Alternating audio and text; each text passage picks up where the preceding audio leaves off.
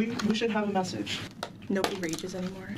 Is Dartmouth exist? We make different content. I'm like, college party vlog so lit. That's dropping tonight, just so everyone knows. Hey guys, it's Kate. Welcome back to my YouTube channel. So I am here with the wonderful Kate. And we are filming a video today addressing your assumptions about Dartmouth, especially for the 23s that are newly admitted. Welcome, guys. Super excited to... We're literally so pumped. We're so excited for you. Like, honestly, I've been counting down the days. We're addressing assumptions about Dartmouth today. I asked you guys to send assumptions on both Instagram and YouTube. Josh had you submit them on Instagram. If you want to keep up with us on Instagram, you can follow Josh. Follow me at Josh Needs to Stop on Instagram. It's a public Instagram account. Send me messages, say hi, or whatever. Don't harass me, please. Or follow me at kate.shiber, and you can harass me if you want. But if you want. Follow us for details if you are an admitted 23 on a meetup. Wait, what? We're having a meetup? Nobody told me. Like sometime during Dimensions. Oh my gosh.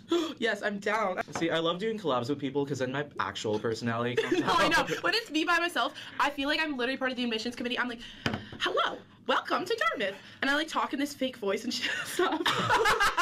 I do that too, and it's so annoying. And I notice when I'm editing, but I'm like, I can't fix refilm. Yeah. Like, I spent all that time. There's just no chemistry when you're by yourself. I don't know how people do it. Assumption number 1. Dartmouth isn't good for engineering and computer science majors.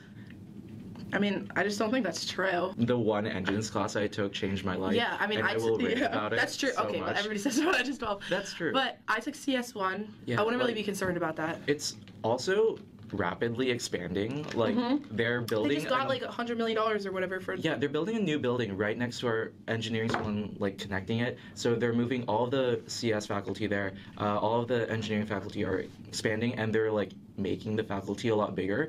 And if you're concerned about this as, like, an entering student or as a potential applicant, consider the fact that, like, in your first year, most engineering students and CS students are taking prerequisites and, like, the base level classes before actually taking the engineering classes. So I think, I believe that department is going to be, like, or that building is going to be fully built by my junior year.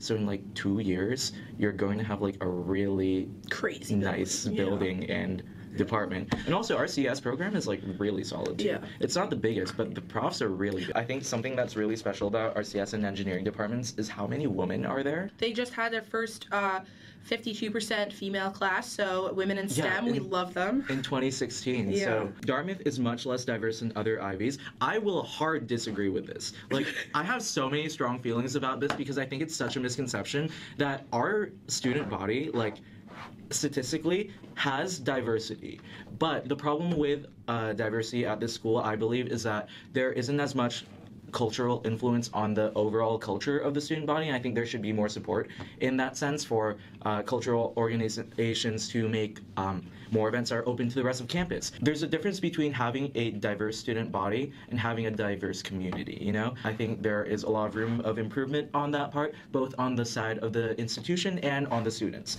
Our literal physical, like, percentages are pretty much aligned with other Ivies, and, like, I think Dartmouth has, like, honestly such a rep of, like, this, like, white male rich stereotype, but, like, I don't really think that, I mean, yeah, there's people here like that, but, like, I think that just we have that stereotype, and so people automatically assume that, like, there's no diversity on campus, but, like, there kind of is. Okay, so another assumption we got is it's not a safe campus.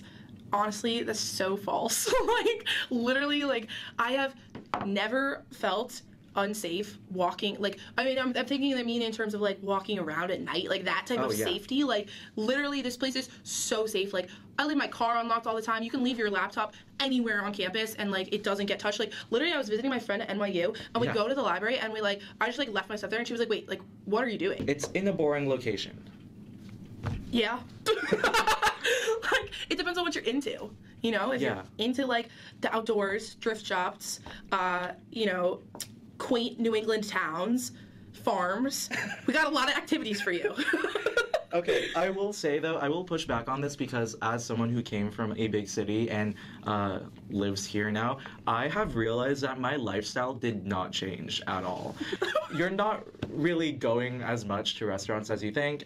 Sites get boring too. Like you can only do city things so many times. And when I moved out here, I realized that there was also a surprising amount of diversity in food choices. Like, we have a Thai place, Chinese, Indian, a sushi place. Nepali. A Nepali restaurant.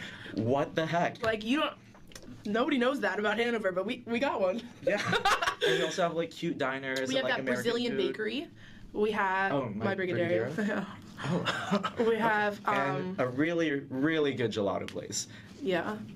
And honestly, like, when I came here, I wasn't even going to these places as much as I thought I would be. I wasn't, like, really feeling the need to, like, go. Yeah, I feel like, I feel like people act like realistically, even people that go to school in big cities, like talk to your friends who go to school, to NYU, Columbia, places like that. Like, yeah, some of them will take, like, major advantage of, like, the art scene, the culture scene, like, all that stuff that's going on in those cities. Some of them. But I would say that's a really small proportion. And, like, most college kids are literally just, like, going to school, like, going to the gym, like, hanging out with their friends, and, like, that's it. And so you're gonna do that anywhere. Like, I don't really think that, I feel like people act like they're gonna do all these activities, but, like, are you really, like, I don't know. Hanover and the rest of the Upper Valley, there's quite a few, like, there's quite a few restaurants and stuff, but also there's a lot of, like, supermarkets that you can still go to. It's they're like, oh, I think it's boring. You're like, well, you could go to the supermarket. Okay, but I think, like, that's also a concern. You come here and you're like, where's Walmart? And I'm like, Walmart's 10 minutes away. You can take a bus there, actually.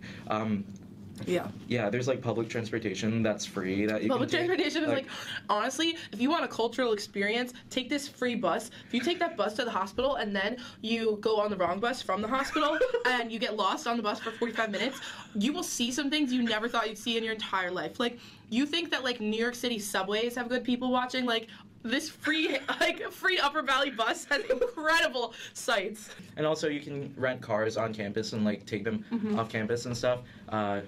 Yeah, so it's not like you don't have access to these things. There's a mall in the Upper Valley. It's not great, but there's a TJ Maxx and, like, a bunch of clothing stores, the chain clothing stores. But there's a TJ Maxx, and that TJ Maxx, Go off, Josh. Okay, go off. Fucking slaps. They have that TJ Maxx fucking slaps, man. Okay, I can't even explain this. They have, like, Ralph Lauren for, like, $20 and, like, Vineyard Vines for $30. I went there once. I was just in shock at the choices. You're not gonna be bored. Yeah. You have no time to be bored because you just you're always doing stuff. It's fun. And also, I will say that, like, personally, coming here from a city, I was exposed to a lot of different ways to have fun, too. Not just in terms of, like, Greek life and that whole system. I'm talking about, like, with the DOC and, like, going on hikes. You can paddle the Connecticut on a Thursday afternoon. Like, they have trips running to do that, and you could just do that if you wanted to. If you don't have homework or anything, like, you can go hiking every single weekend because we literally have multiple hiking trips. And they're always really fun. Like, you get to meet a very interesting array of people. So, yeah. It's not boring. Competitive. It's not competitive. It is not competitive. Guys, you're so wrong. Honestly, we look down on the competitive folks. Yeah, honestly. they're losers. We all try very hard. It's just, why are you trying to beat me specifically? Like, what validation does this give you? And this is kind of like a very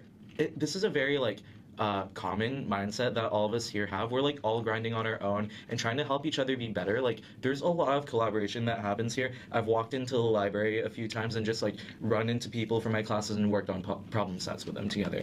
And, like, that isn't an uncommon And honestly, you make occurrence. so many, like, I think people make a lot of friends in class. Like, I was in this class in the fall that literally, like, we, like, developed, like, just the strongest friendship. Like, we have this, like, 6 people that we're all in the same class, and we just, like, happened to sit next to each other one day, and now we, like, have this group chat. Like, we still hang out. Like, people are, like, because we would just, like, do the problem sets together. Like, it's, like, people are really about that, and it's not about competing at all. Now's the time when we talk about what you really want to know. Your burning assumption. Greek life. Everything about it. Okay, there's many. A lot of it. Should we read some random ones about it? I've gotten a lot of questions about it. Like, we should separate, like, not drinking and Greek life. Okay, so let's talk about not drinking real quick. Okay. Because I don't drink, okay? And I'll have you know, I'm in a sorority, if you couldn't tell. Okay, I'm literally, guys, I'm the social chair of my sorority. Like, I'm literally in charge of, like, our entire social calendar, like, planning the events and everything, and, like, buying the alcohol and stuff. Like, and I don't drink. I've never once been pressured to drink. I literally, since the time I joined my sorority, I have not drank at all.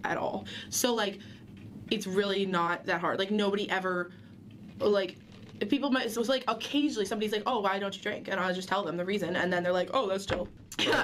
It's so fine. Like, literally nobody cares. And, like, I'm on a sports team, never been pressured to drink in that setting either. Like, if you just have confidence in yourself and, like, you just decide that you're gonna have fun while sober, like, it's so easy to have fun. And, like, yeah, it's not bad at all. That's actually a really refreshing perspective. I didn't know you didn't drink. I know. Like, nobody knows because it's like, because people, like, people, the whole idea of, like, somebody who doesn't drink is, like, some, like, I don't know, like, little quiet person who doesn't go out. Like, I go out, like, every day, but, and, like, it's fine. I know that, like, some prospies may think, like, oh, pong culture is a huge part of campus life and, like, ragey life, I guess. But you can also play pong with water. Literally, I play pong with water, like, probably 3 days a week. It's fine because, okay, if you're in a Greek house and you're at your own house, it doesn't matter because it doesn't matter at all. Everyone accepts you for who you are. And also, like, your sisters or your brothers in the house, like, have to pay for the alcohol. Like, but at every house you're at, they have to pay for the alcohol. So, like, nobody cares if you're not drinking. You know what I mean? Like, if they do, then, like, they're an asshole and, like, that's their problem. It's not, like, a systemic thing. Yeah. Like, everyone's like, yeah, sure, save us some money. Like, drink some water. And, yeah, and also, like, every frat has a sink, or every, like, basement has a sink. So, like, honestly, while everyone's just, like, setting up for pong, just, like, go off into the it's so easy. And, like, you get really good at, like, carrying a lot of cups at the same time. A new skill I've developed. Let's talk about Greek life in general. Okay, so what do people say about that? Okay, lots and lots of Everybody beer. is a frat bro. Huge frat party culture. You all work hard, play hard, and get blackout drunk on weekends. Frats are fun. I think, personally, that's my opinion. I agree. That's a good assumption. Greek life in general, like, yeah, I'd say it pretty much dominates a huge part of the social scene in terms of, like, the going out social scene. Our Greek system is a lot better than a lot of other schools' Greek systems because I feel like we both talked about this in videos before, but, like, every party, like, every on night is open to anyone. So any student can walk in at any time, and you don't have to know brothers. You don't have to bring a whole bunch of girls. You don't have to pay any money. Like, it's just so inclusive from that sense, and I think that makes it really fun because then it's really easy to meet new people.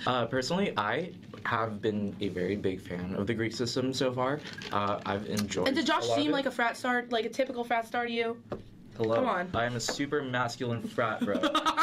It's like anybody can be included. Anybody, even me. Stop! That sounds so bad. A lot of people may be scared about this.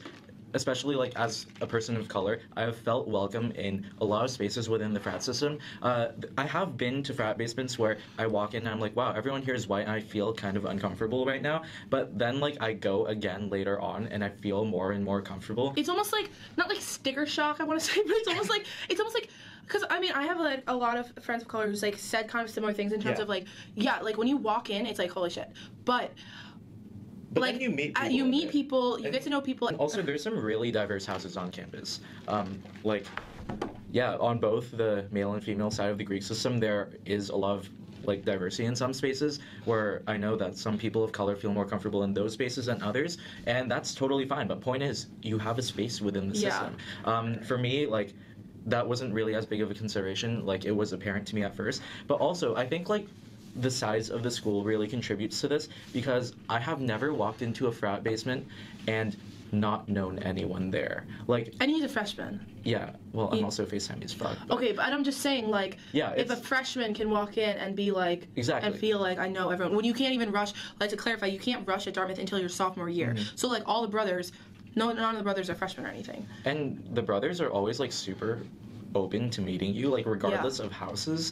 Like, some houses I had, like, this preconceived notion of how it is there. It's like, wow, I may have had this conception of this place originally, but I feel so welcome here in spite of that, and it just, like, kind of knocks away what I think this Greek house should be, or what I think this system should be. So, yeah. And, like, just being in a house, if you do decide to rush, I mean, not everybody rushes, and you don't have to rush and everything. And, like, even if you do rush, the bus process doesn't always work out for everyone, so not everybody joins a house. But if you do end up joining a house, all that stuff, you don't have to do, but you can do. If you do, it's so much fun.